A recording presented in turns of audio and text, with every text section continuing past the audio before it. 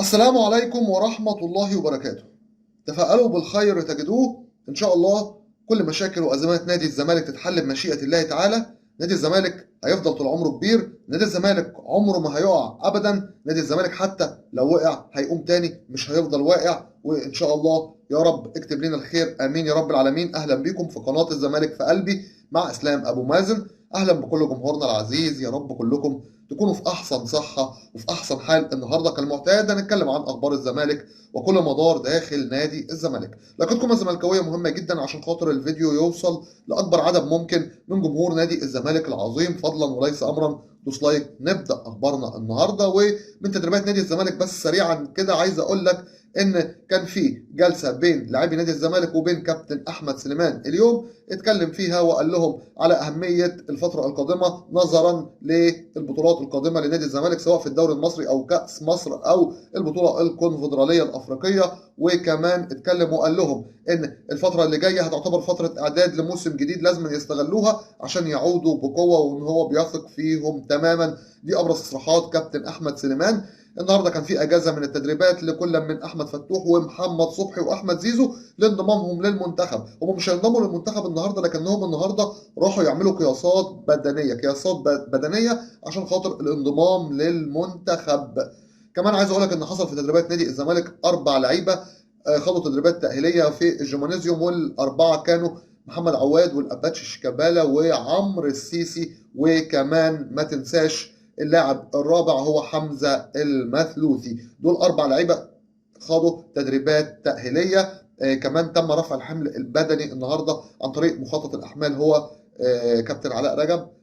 ده ابرز ما جاء في تدريبات نادي الزمالك. طيب، ايه تاني معانا في الاخبار؟ وعايز اقول لك ان اداره نادي الزمالك بلغت اللعيبه ان شاء الله ان خلال اسبوع سيتم صرف جزء من مستحقاتهم بمشيئه الله تعالى. يعني بمعنى اصح، قبل ما يسافروا ويروحوا يلعبوا الدورتين اللي في الامارات والمعسكر اللي في الامارات، كل التوفيق ليهم بمشيئه الله تعالى. ربنا يوفقهم فيما هو قادم. طيب، ايه تاني معانا في الاخبار وايه اللي بيحصل؟ وشكلها كده ان شاء الله خير. شفت انت بقول لك اللي بدأت تندع، يعني واحدة واحدة، يعني بالبلدي كده ان شاء الله الدنيا هتبقى تمام قريب. انا متفائل بمشيئة الله تعالى. متفائل ليه؟ عشان لازم اتفائل، ما انا ما ينفعش اتشائم. والزمالك كبير، الزمالك عظيم يا سادة. إيه اللي حصل؟ 3 قضايا رسميا تم حلهم في الفيفا، خلاص رسميا رسميا. اول قضيه، ودي من القضايا برضو اللي كانت مهمه، معاوني جوزفالدو فيريرا، من ضمنهم يعني روي اجواش وكده. ال3 معاونين كانوا ليهم 110 ألف دولار. تم سداد مستحقاتهم وتم تبليغ الفيفا وخلاص خلصت القضية رسميا. خلاص، ايه تاني حاجة؟ رعاية سامسون إيكينولا للفريق النيجيري.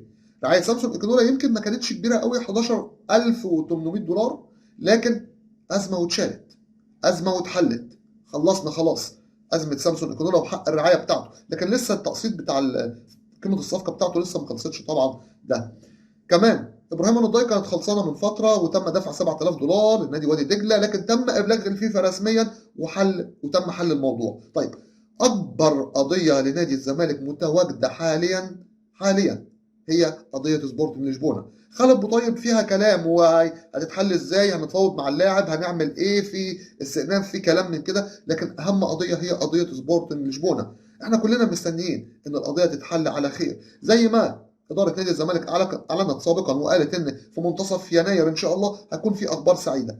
بس عايز أقول حاجة: القضية اللي مرفوعة عشان خاطر الانتخابات وعشان خاطر المدير التنفيذي للنادي ما كانش موجود ساعة الانتخابات وبطلان الانتخابات والكلام ده كله، لو يعني انتم كحبكم لنادي الزمالك ما تشغلوش بالكم بقواضي، ادفعوا، خلصوا اللي عليكم.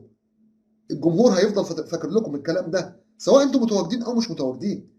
يا جماعه، اللي يخدم نادي الزمالك بيخدم الزمالك عشان خاطر نادي الزمالك، مش عشان خاطر اغراض شخصيه، مش عشان خاطر كراسي. وياما اتكلمنا في الموضوع ده، فاضل شويه يا ريت تتحل، وباذن الله تتحل ونادي الزمالك يقدر يأيد ويجيب صفقات بمشيئه الله تعالى. طيب، ايه تاني معانا في الاخبار؟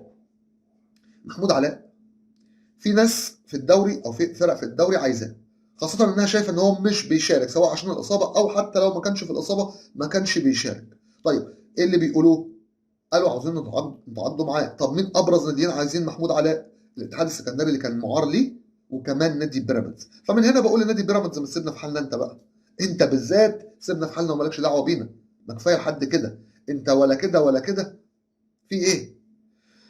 مش موضوع بقى محمود علاء كده خلاص اداره الزمالك قالت ايه عليه؟ خلاص قالوا خلاص لا مش هنبيعه، مش هنفرط فيه، محمود علاء عنده خبرات دوليه واحنا عايزينه ومحتاجينه. طيب ده بخصوص محمود علاء. طيب بخصوص عمر كمال عبد الواحد بقى، مفاجاه من العيار الثقيل بالنسبه لي، بجد مفاجاه، مفاجاه لما اداره نادي الزمالك ومصادر من داخل نادي الزمالك بتقول ان احنا لم نفاوض عمر كمال عبد الواحد ولا اداره فيوتشر في موضوع عمر كمال عبد الواحد، يبقى نو كومنت، لا تعليق، خلاص مش هعلق، مش هقول حاجه. لكن كلمه واحده بس هقولها، ومش كلمتي يا جماعه، انا مش هنسى ان خالد الغندور قال، هو اللي قال ان اداره نادي الزمالك انسحبت من صفقه عمر كمال عبد الواحد عشان خاطر العلاقات الطيبه بين الادارتين، بين اداره الاهلي واداره الزمالك. ده اللي قال كده، مش انا اللي قال كده، خالد الغندور. وانا جبت الكلام من عندي؟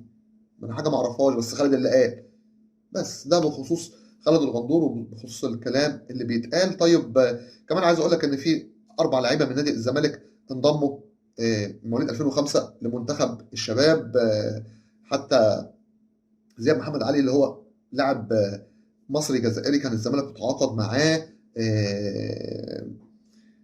ده مهاجم. كمان في احمد جمال باك يمين، كمان في حسني ابو المعاطي باك شمال، كمان احمد مجدي وسط ملعب. والله العظيم لعيبه الزمالك لسه بخير، والناشئين لسه بخير. وانا تملي اقول لعيبه ناشئين الزمالك دول، لما اقول انا عاوز اصعد الناشئين ما بقولش تصعد لي 11، ما بقولش صعد 5، ما بقولش يا عم صعد 3، انا بجيب احسن واحد او احسن اتنين، احسن واحد او احسن اتنين في مثلا في 2003 في 2005 اصعدهم اتنين باتنين كده كل 6 شهور كل سنه، انا كده هستفاد. واصعدهم جنب لعيبه تقدر تشيلهم وتديهم خبرات، ما يبقاش الفريق واقع واقول انا هصعد الناشئين، لا كده الفريق يقع اكتر. لكن انا عندي لعيبه فيها عندها خبرات، يبقى خلص اطلع ناشئين صغيرين مع اللعيبه اللي عندها خبرات، يديهم الخبرات بتاعتهم. بس ده اللي انا قصدي عليه في موضوع لو فكرت فيهم ان انا اصعد ناشئين. تصعيد الناشئين مش بالكميه، لكن بالمهاره وبالعقل بس. كمان عايز اقول لكم على الاستاذ جمال العدل، الزملكاوي الاصيل من عائله زملكاويه اصيله. اذا كان استاذ جمال العدل، اذا كان دكتور مدحت العدل، اذا كان الله يرحمه استاذ سامي العدل الفنان القدير، لما اتكلم امبارح مع محمد ابو العلا واتكلم على ملف فتوح وملف زيزو، وان الزمالك عمره ما يفرط في زيزو، وان هم ازاي قربوا وجهات النظر عشان خاطر احمد فتوح، واتكلم ان الزمالك كبير وهيخرج من الازمات بتاعته والدعم والكلام ده كله، كلام على عيني وعلى راسي. لكن ايه رايكم؟ أنا شايف إن محمد أبو العلا لم يدير الحديث بما يشبع رغبات جمهور نادي الزمالك. ما قدروش على أكمل وجه، بدون تحيز وبدون إن أنا تقول إن أنا واقف ضده أو إن أنا مش برجح محمد أبو العلا، لكن أنا شايف إن هو ما قدرش الحديث كويس. كان تملي يقول له طب زيزو لو اتباع، طب زيزو لو اتعمل، طب مش عارف إيه. يعني ده من وجهة نظري أنا، بس مش عارف وجهة نظركم أنتم إيه في الحوار اللي كان أداره كابتن محمد ابو العلا. طيب ايه تاني معانا في الاخبار؟ و بنات نادي الزمالك في كرة الطائرة قدروا يفوزوا على نادي سبورتنج بنتيجة 3-0. بسم الله ما شاء الله هم ماشيين كويس، نتمنى انهم يحرزوا الدوري السنة دي والكاس كمان عشان يتأهلوا لافريقيا بمشيئة الله تعالى. كمان عايز اقول لك ان السوبر الافريقي السنة دي هيبقى بين 4 فرق في كرة اليد للكوماندوز، الزمالك وسبورتنج وجي اس ار الكونغولي والنادي الاهلي. نادي الزمالك هيلاعب الفريق الكونغولي، ونادي سبورتنج هيلاعب النادي الاهلي في الدور قبل النهائي، والكسبان طبعا هيقابل الكسبان في النهائي، وبعد كده الخسران هيقابل الخسران. طيب ده بخصوص كرة اليد والسوبر.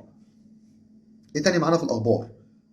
عايز اقول لك ان نصر ماهر المدير التنفيذي او المدير الرياضي لنادي مودرن فيوتشر، استاذ هيثم عرابي، قال ان نادي الزمالك لم يتفاوض ولم يعني يعمل او يعني ايه، لم يتواصل معهم مع اداره نادي فيوتشر للحصول على خدمات ناصر ماهر، ولم يقدم اي عرض رسمي.